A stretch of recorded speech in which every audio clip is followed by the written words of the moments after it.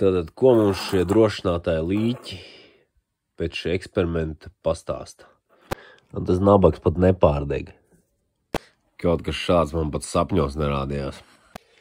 Labdien visiem! Šīs dienas video būs saistīts ar drošinātājiem. Kas man uzmēdinājuši šo video? Nesen man bija Kadijas remontā, kur bija tāda situācija, ka vadi bija pakusuši. Un tas viss bija sācies ar to, ka pirmkārt jau bija sists ārā viens drošinātājs, tad bija ielikts šķiet vai nu 5 vai 7,5 ampēru vietā bija ielikts desmitnieks, bet tas desmitnieks arī izskatās, ka nebija nostrādājis beigās, un vadi bija pliki bez izolācijas. Un uz grīdas es atradu no tā drošinātāja šo te metāla daļu ar, tā kā ar izkusušu visu plasmasu. Bez plasmasas bija jau nokristas not, bija palikusi tā metāliskā daļa. Un man tomēr šķita interesanti, kad var sākt tur vadi bez maz kūpēt, bet šis te serdenis nepārdeg. Tas manām bija redzams, ka nebija oriģinālais drošinātājs, tas bija kaut kāds ķīnietis, jo viņam bija spīdīgs kājas.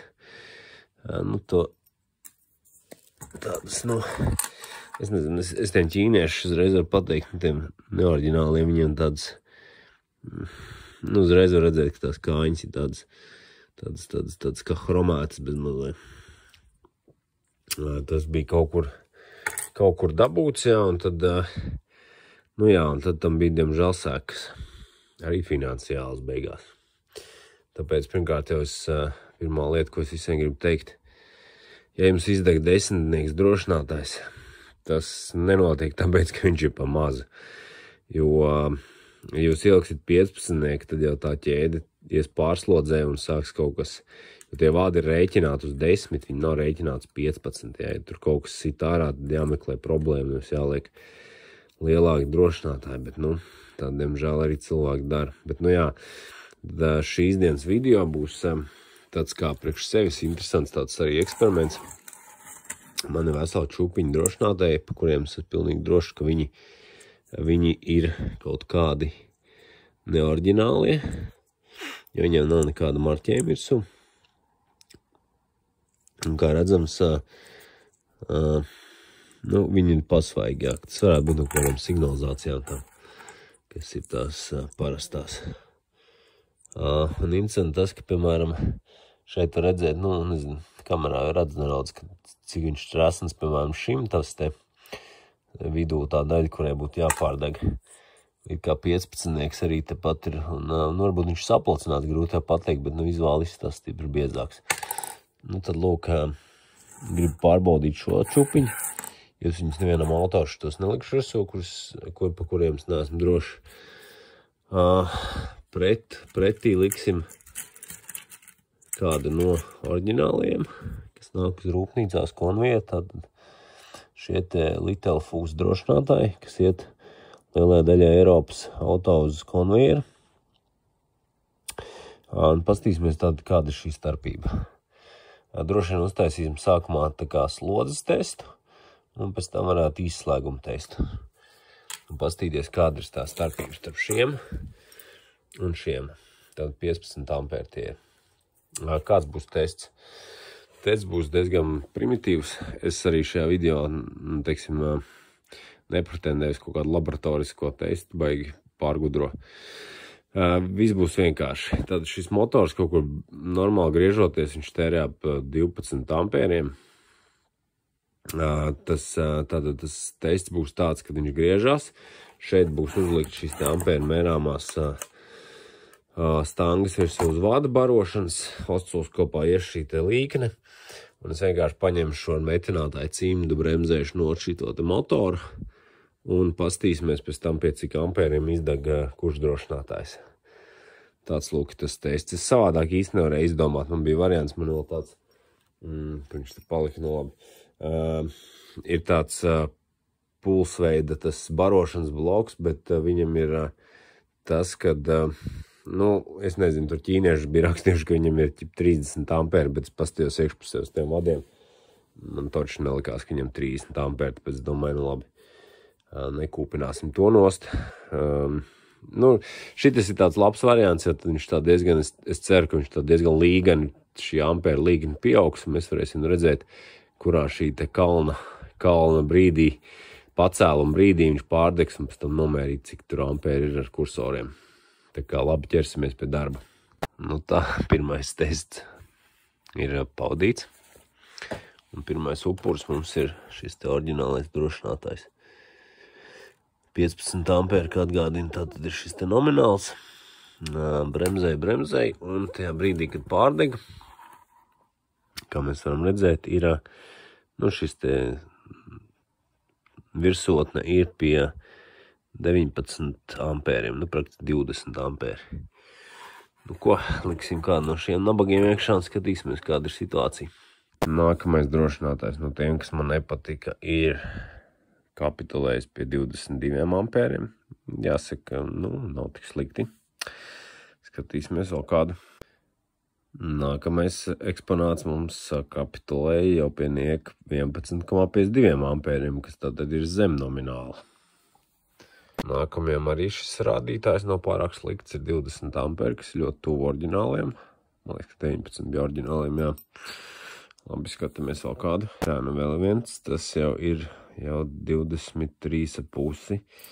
Jāsaka, jau ir diezgan būtiski atšķirīgi, tie ir plus vēl 4 ampēri.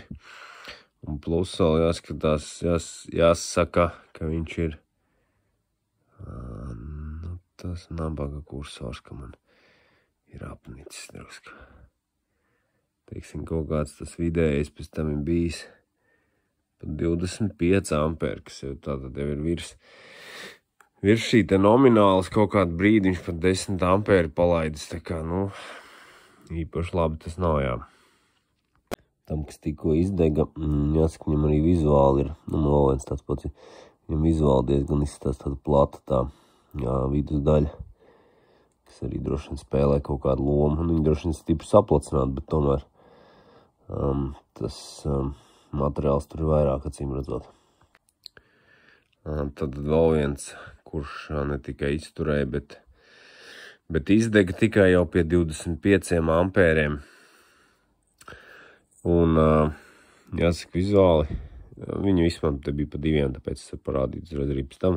Vizuāli man viņš neizskatījās tik, kaut kādu gaišāku fonu pastīšos, tik rēsna tā sērdena. Bet jā, izskatās, ka šis ir vēl trakāks. Rītas viss bija pupu mizas. Es atradu, es kaut kad sen atpakaļ biju no Aļika pasūtījuši tāds drošinātājs, tādu kastīti. Šī tas ir hardcore, es pasaku. Kā redzam, drošinātājs ir vesels. Un es reāli varēju apturēt motoru roku. Un kā mēs redzam, tā tur būs fokus. Tad tie ir plus mīnus 30 ampēri, pie kuriem viņš pat neizdega.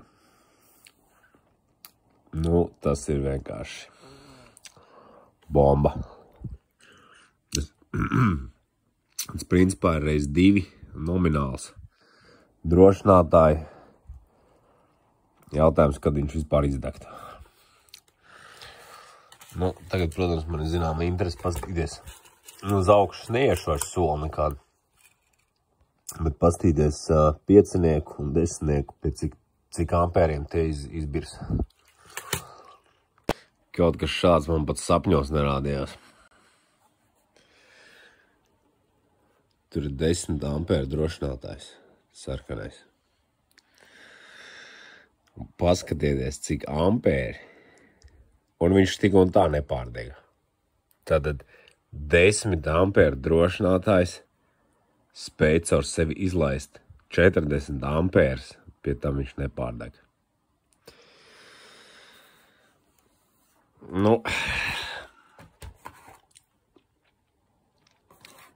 Jā, man interesanti paliek. Pastīties, piemēram, cik te ir. Neredz, 7,5. Liksim 7,5. Tātad tur pie akumulatora ir 7,5 ampēra drošinātājs. Un kā redzam, viņš neizdega pie 28 ampēri. Man saka, pirksts vilkt turot viņu, to vadu.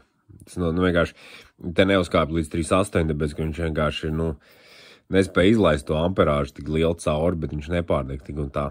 Pie 28 ampēriem 7,5 ampēra drošinātājs paliek vesels. Šis ir kaut kas vienkārši fenomenāls. Ja man būs otrā testa fāze, tātad izslēgums, 7,5 ampēra drošinātājs, plusa mīnus kopā, un pie 35 ampēra nopaļojot viņš izdeg. Tas ir tas pats ķīnietis. 10 ampērnieks ķīnietis sarkanais, tātad arī izdeg pie 34 ampēri. Un, kā redzams, izdegšanas laiks ir apmēram 150 milisekundes. Tā uz acis skatoties. Tad, salīdzinājumam ir šis te normāls firmas drošinātājs, 10. Jāsaka, šī izdegšana strādā tāda pati, taču lielā atšķirība ir tajā, ka izdegšanas laiks ir 20 milisekundes, tur man šķiet bija 150.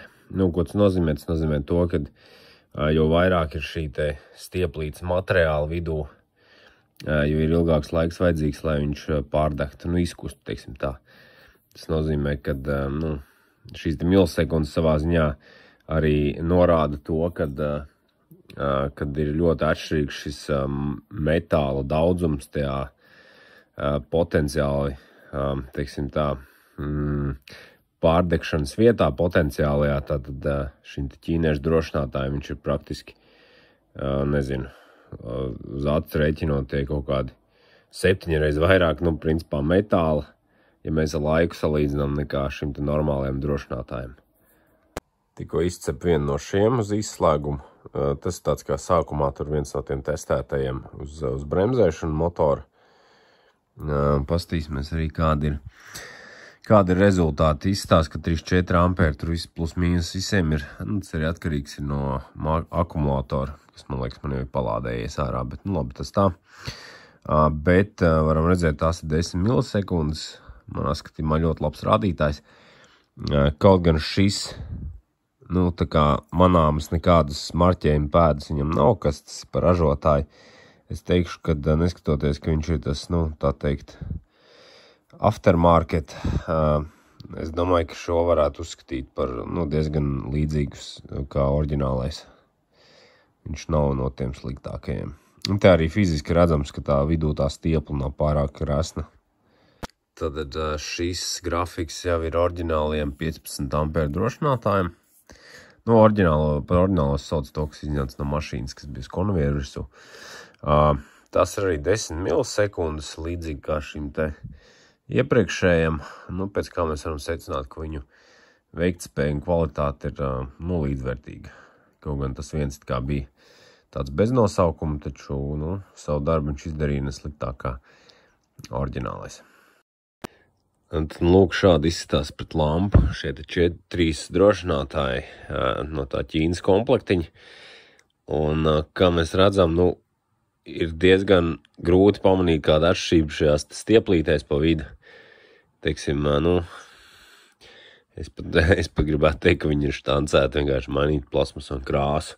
Varbūt tam 7,5 ir čučut viņa plānāka, bet nav tā ļoti izteikti redzams. Man bija golfa drošinātājs, tāda kastīte. Un viņā atradās šāds drošinātājs. Manām pakusis. Tas ir 5 ampēru drošinātājs. Un ir manām arī redzams, ka tas ir, kaut kāds jaunais. Un man, protams, nagi niez viņu notestēt. Un tas nabaks pat nepārdeg.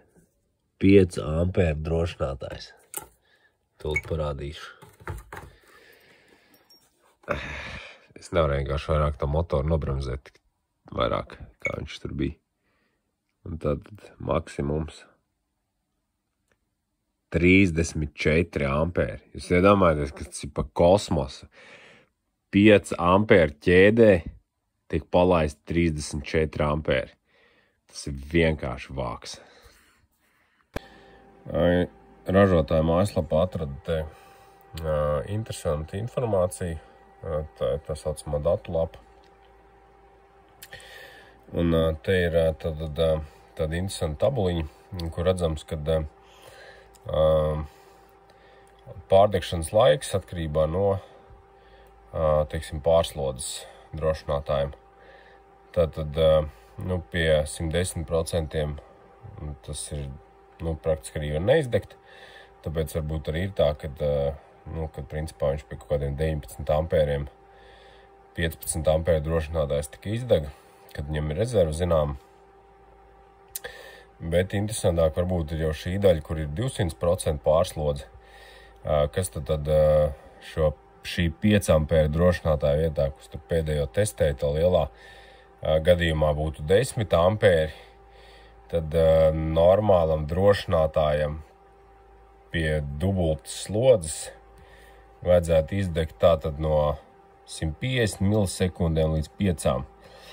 Bet, ja mēs pareiķinām, ka tur jau bija, man liekas, varbūt samaloši bija kaut kādi 30 pār ampēri, kas jau ir 6-kārtīga slodze, tas būtu jau kaut kas līdzīgs šim pēdējiem. Tur vispār ir, sanāk, negribu samalot, no 30 milisekundēm līdz maksimums 100. Tad, principā, normāls drošinātājs jau, teiksim, pie dubultas pārslodzes viņš izdeg praktiski momentā. Tātad, pēc tā mēs varam secināt, kad ar šādu drošinātāju tā ķēdes tipi labāk tiek aizsargāta nekā ar kaut kādiem kreisajiem. Tātad, ko mums šie drošinātāji līķi pēc šī eksperimenta pastāsta? Pastāst pirmkārt to, ka ne visi, teiksim tā, beznosaukuma drošinātāji ir slikti, jo principā no tiem lielajiem, zilajiem, es teiktu, ka, kas bija no signalizācijām, ka tie lielākā daļa bija ok. Viņi varbūt bija bišķi virs tā oriģinālā, teiksim, drošinātāja, bet nebija tik krimināli. Viens, ja nemaldos, bija zemāka amperāža, bija pie 13 izdega, bet, pārējie bija diezgan normāli, tuvu, teiksim tā. Lielais pārsteigums un lielais šoks man bija šie te no tā komplektiņa tie ķīnieši. Tie, protams, bija pilnīgi kaut kāds ārprāts. Tur bija, man liekas, kad zilais pie 40 neizdega. Te bija ar kaut kādu, vārdu sakot, manuprāt, neviens no viņiem vispār neizdega pie pārslodzes. Viņi izdega tikai pie izslēgumiem, kuri arī prasīja lielāku šo te laiku. Tātad, tas ir tas hardcore šajā eksperimentā bija šie te, jā.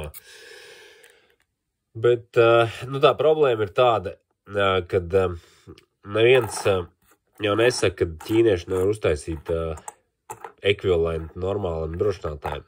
Bet problēma tā, kad tu jau nekā nezini, nopērkot benzīnu tankā lielveiklā, nezinu, Ķīnā, to situāciju, pie kā viņš izdegs, jo vizuāli jau arī šiem nav tā, ka viņam tur ir nagla iekšā, jā, viņiem ir diezgan paplata šī te vidusdaļa, bet tas tāpat nav tā, ka tur būtu stienis vienkārši.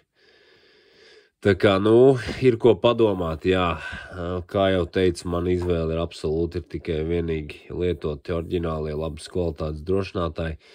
Pat pie tā, kad es šobrīd saprotu, kad ir arī iespējams, tā kā kaut kādi saucamie kreisie būtu ok, bet problēma tā, kad es jau nopērkot viņu nezinu, vai viņš ir labs vai nav. Tā kā, secinājums katram jādara pašam.